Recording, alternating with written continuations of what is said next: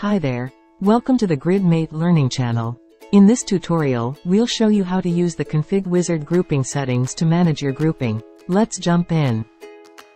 As you can see, the grid is grouped by stage. Let's jump to the Config Wizard. Click Advanced. Click the Grouping section. Then check Collapse Groups. Click Save.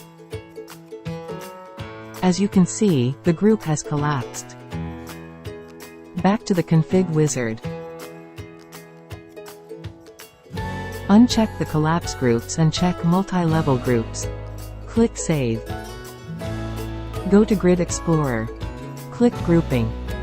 Add another grouping by industry, for example. Click Apply. The grid now has multi-grouping. That's it. Thank you for watching.